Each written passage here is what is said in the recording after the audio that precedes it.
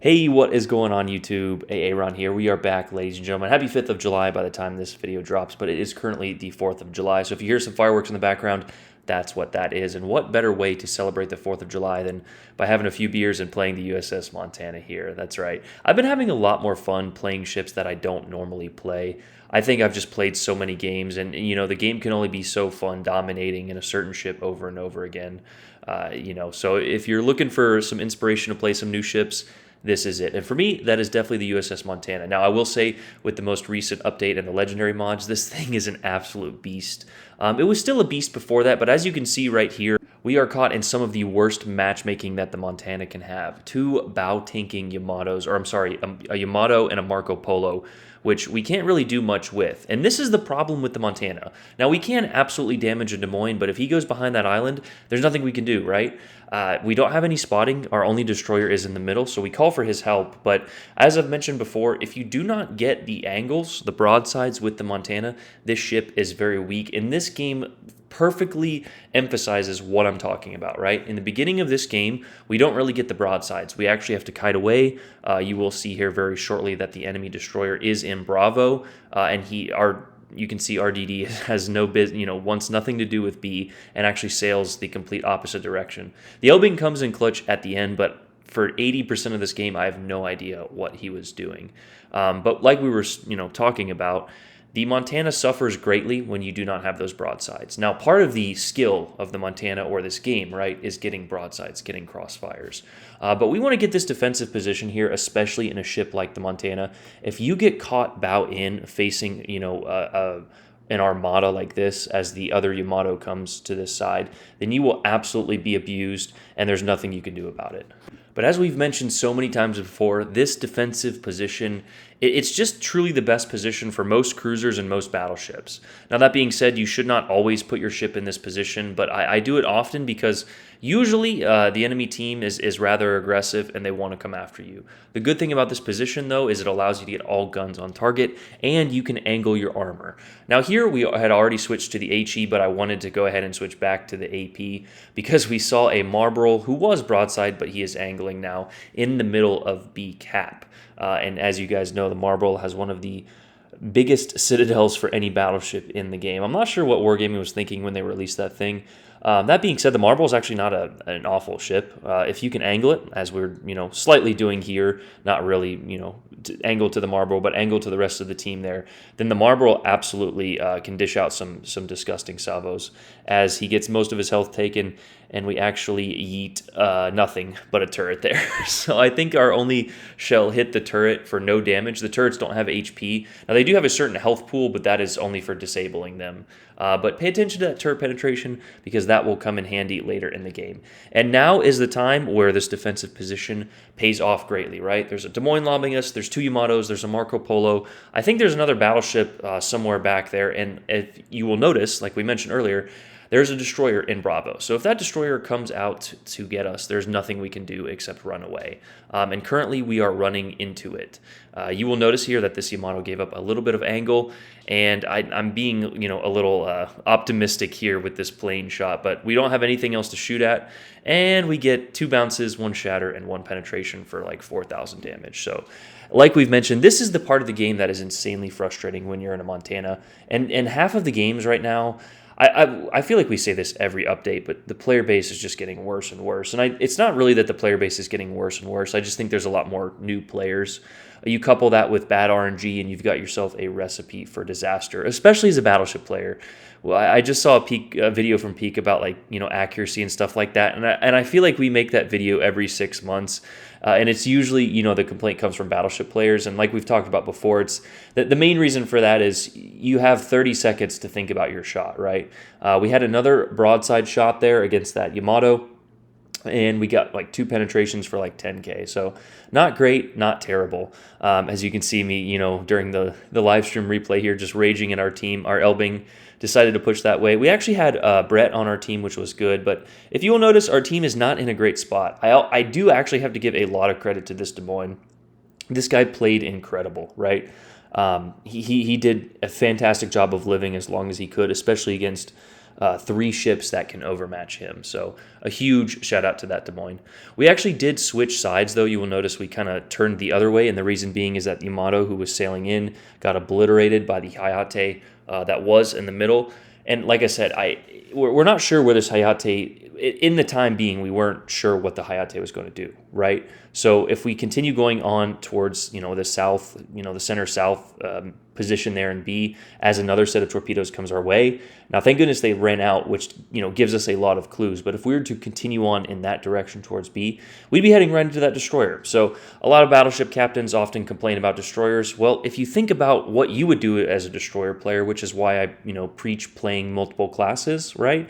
If I'm a destroyer player, I'm either chasing after me or heading to A, right? There's no reason for me to sit there in B, so why would I head, further into B as a battleship player? So a lot of the, bad player complaints comes from just trying to, we all know that battleships ruled the seas back in World War II, but unfortunately this game is more of an arcade shooter and less of a simulator. Here you will see me target multiple ships, and what I'm trying to do is get the resets. You will notice we have 3 defends so far, and there is no destroyer in that cap, so each of those ships are sharing cap points. And as we actually launch the 2 back turrets, I believe, and get a kill on that first Yamato.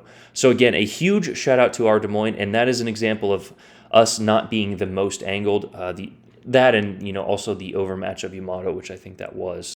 If you will notice now, we are actually undetected. I had already made a decision to turn around, right?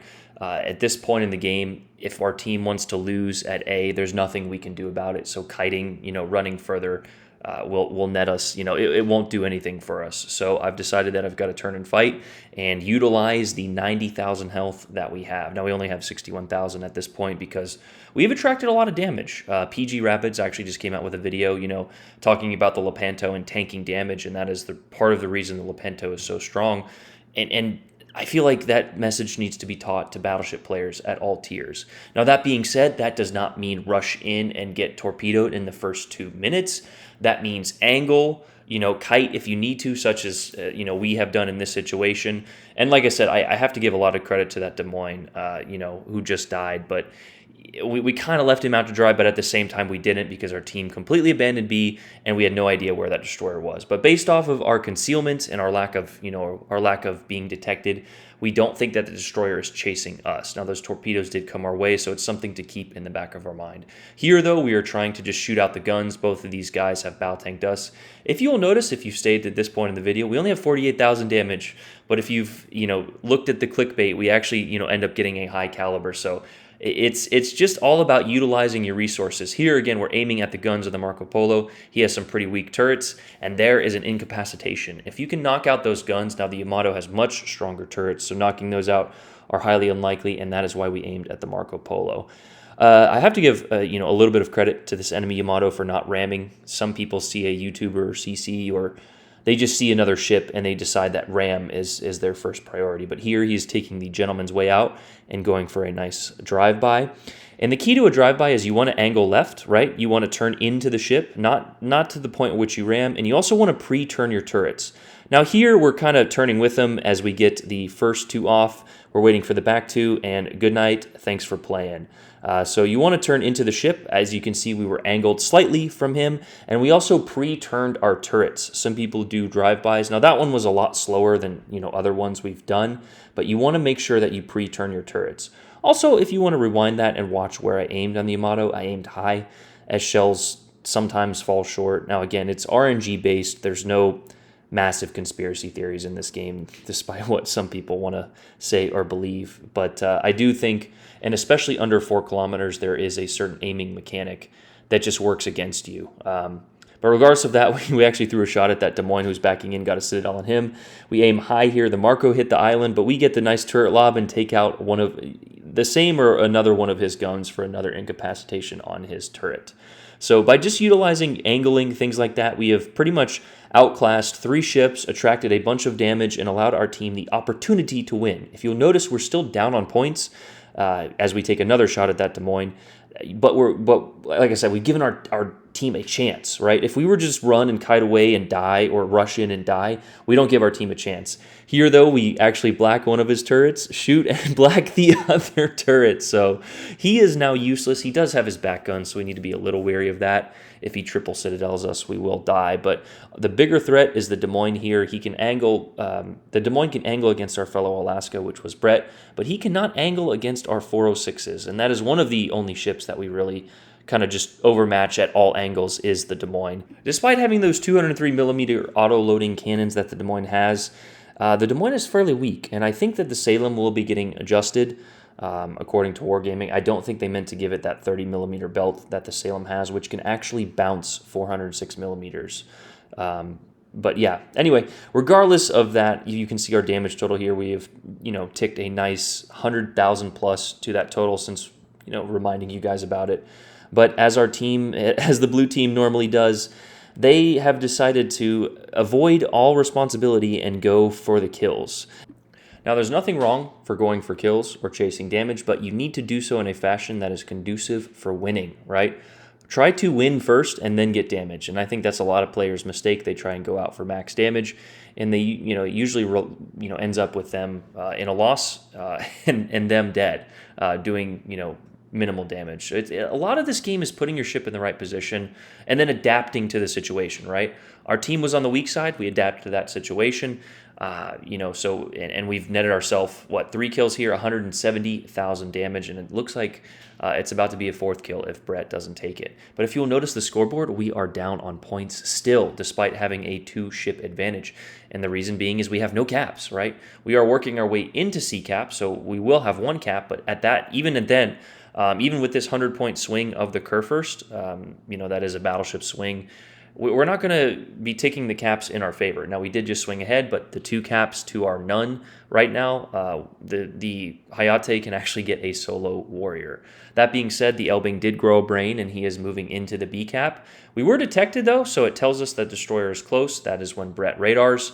Not in the radar, so he's probably still on that south side. But we just need to get into B and defend it, and that is when the Hayate gets spotted.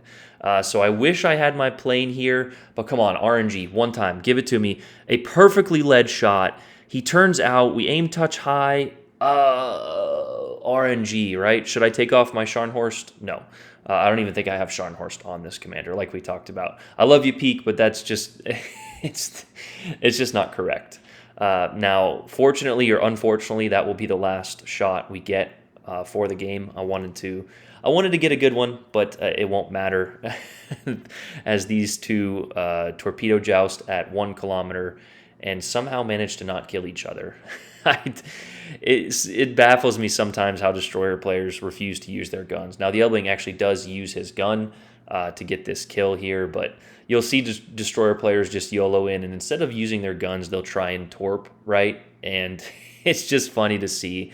No idea what either of those guys were doing, but a shout out to our Elbing for getting the final kill and securing the victory. So a good team victory, but not without our, contribution there. 32-38, 4 kills, Dreadnought, devastating strike, and a high caliber, showing how strong the Montana can be when you can reposition it, right? I had a game like this the other night. I think I made it as a video, and the game directly after, we got absolutely abused. We got focused, whatever the excuses I can make up now in the moment, and we did nothing. But this game, we got 178,000, just like we said, and a nice defend medals and a few capture points there, solo cap to help tick the XP. So make sure you are paying attention to your positioning, your angles, kiting. There's a lot that goes into this game. It's very hard to explain it in one video. Let me know if you guys, like these. You guys have said you like the narrations, but let me know if you want to see some lower tiers, some more explanation videos, etc. In the meantime, though, have a great 5th of July when this video drops. Hope you guys had a good 4th of July as well. That is all I've got for you guys. Hope you guys have a great day. Aaron out. Peace.